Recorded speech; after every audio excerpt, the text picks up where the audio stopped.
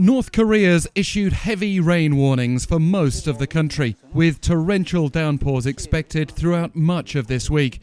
And that's after the country already experienced flooding in recent days, as the monsoon season started earlier this year than 2021.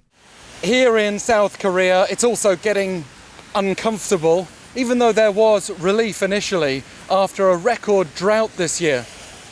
We had a blast of heat over the weekend, but with the rain starting up again, we've been told to expect up to 150 millimetres of rain through tomorrow in South Korea's north-central regions. But further north, North Korea's dealing with concerns around food shortages, infectious disease, and the destruction of key infrastructure. State media reported today that up to 300 millimetres of rain is expected in some areas by this Thursday, along with strong winds.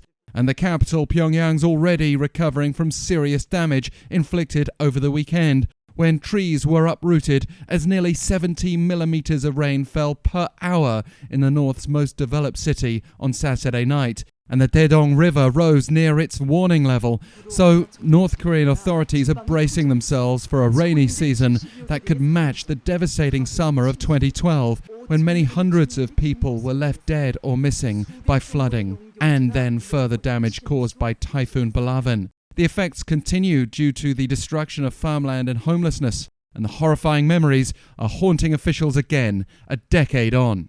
So what can North Korea do about it?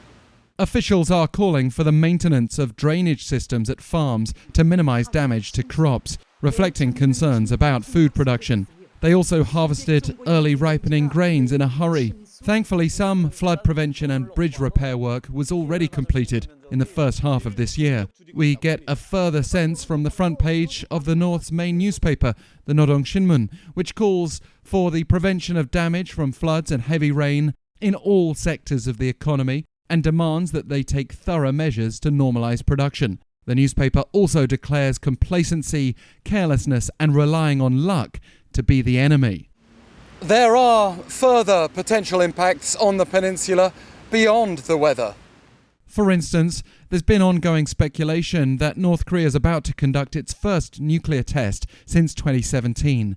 That may have been put off due to political calculations or for reasons we're not aware of, but a further delay seems likely now, although we can add that the North's nuclear test site is located in the mountainous terrain of North-Hamgyong province, which is one of the few regions that's not subject to the heavy rain alert issued by North Korea's State Hydrometeorological Administration.